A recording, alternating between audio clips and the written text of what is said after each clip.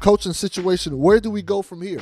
Now, Pelinka said he wants a coach that can command, that has a voice that can command the respect of LeBron James and Anthony Davis.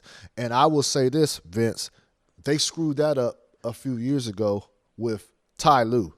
That would have been the guy. And there's no way the Clippers are going to allow for any scenario where they can try to poach Ty Lue. That's not happening.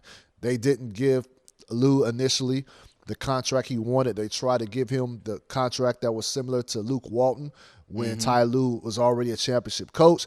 Then they didn't allow for Ty Lue to pick his own staff. So you disrespected him. You messed that up. And now he's over there doing a phenomenal job with the Clippers. And he would have been the one guy who could come in, call LeBron out, call AD out.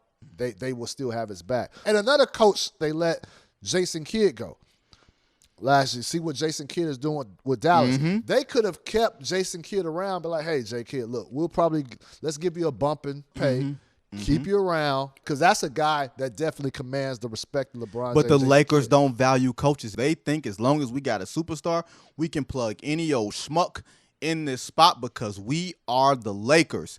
Tell me who's going to sign up for that. Quentin Snyder, if things go bad in Utah, that could wind up being somebody. But would Doc Rivers sign up for that? I don't think Doc Rivers would sign up for that if Doc Rivers is let go in Philly. Why would he? He would if there's not many options, because there's not going to be, like, I don't think coaches a lot of turnover. It might not be a lot of turnover this year. So if Doc Rivers if he's one of them, he has to consider the Lakers if he still wants to coach. I will say this. Let me throw his name out there. Mark Jackson. Oh, no. I mean, you talk about presence. You talk about commanding the room. That's Mark Jackson for sure. And he's been sitting out way too long. The other thing I want to throw in, no head coaching experience, but respect, I think he would have it. Phil Handy. I like Phil a lot. I wonder if the coaching doesn't matter and you don't come in with a pedigree, how much respect would the front office give you? You would be worried about them underbidding with him.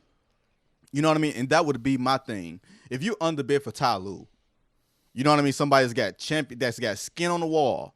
You know what I mean?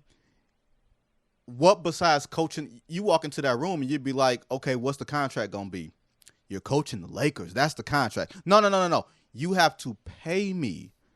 You know what I mean? Like if you're Phil Handy, you're going to take the job and you're one of the best player development coaches in the league. Like you see the work that he puts in, you know, at his age, the energy that he puts in before a game, 2 hours before a game, he's out there grinding.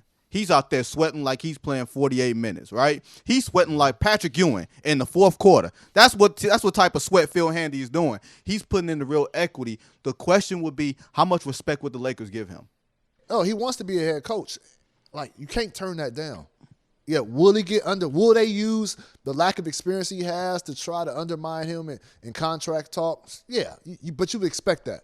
But your first head coaching job is coaching the Lakers with LeBron James, AD. How can you turn that down? So I hope that they give him some consideration because he deserves it.